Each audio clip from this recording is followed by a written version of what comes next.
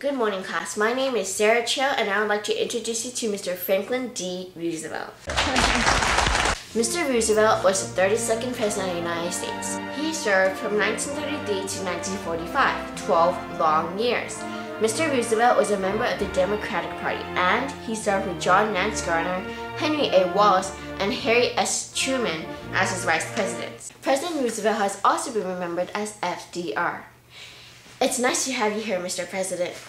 It's nice to be here. In a president's term of office, his first 100 days are often scrutinized. These first 100 days are said to predict how the president will act in the next 4 years. What did you do in your first 100 days? Well, when I entered office, the Great Depression was well underway. My first priority was to relieve financial stress, and I did so with the New Deal program, which included the Tennessee Valley Authority, which gave flood control, cheap electricity, and better use of land to the Tennessee River area. What else did the New Deal program entail? The New Deal program's core was the Agriculture Adjustment Administrations, the AAA, and the National Recovery Administration, the NRA. The AAA forced the limitations on production of basic crops and livestock to raise prices, giving farmers more money. The NRA aided both business and labor by adjusting both minimum wage and maximum hours. Fascinating.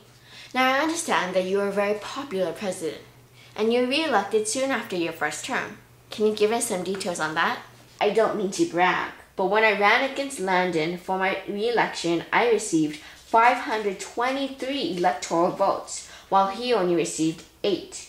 I was re-elected again later on, beating Wilkie with 449 electoral votes against his 82. Really? That's fantastic numbers. Now I understand in your second term you obtained the Fair Labor Standards Act of 1938. Can you give us some details on that? Certainly. The Fair Labor Standards Act simply established minimum wage, maximum hours, and the prohibition of shipping goods made a child labor between states. It was very similar to the NRA in the New Deal program I mentioned earlier. I'm sure that helped a lot of people.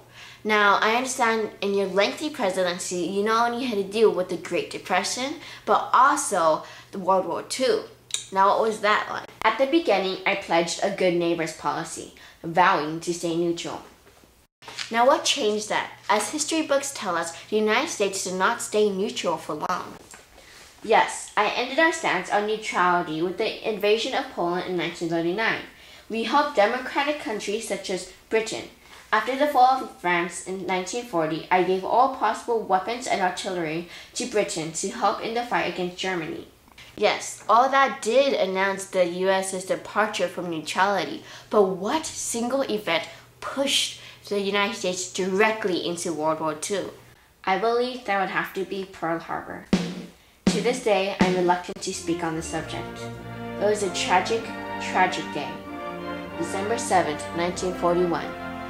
I'll never forget that date. It is a date which will live in infamy. Japan had attacked our harbor. 1,282 personnel were wounded. 2,402 were killed. 2,402 honorable men and women. 2,402 lives were taken. Now understand, these 2,402 people are not just a number. They are not just a statistic. They were sons and daughters, brothers and sisters, children and parents, friends and loved ones. December 7th, 1941. The day 2,402 lives were ripped cruelly from this world. That much death is something I can't even comprehend. Thank you for your time, Mr. President. Mr. Roosevelt was a great man, a great person, and a great president. He held a record of 4 terms, 4 very long terms. In these 4 terms, he led the United States through both the Great Depression and World War II with great skill and finesse. His New Deal program helped many, as did his Fair Labor Standards Act. His input in World War II was crucial. His diplomacy and expertise cannot be imitated. His presidency cannot be replicated. He's the one and only Mr. Franklin Delano Roosevelt. Thank you for your time.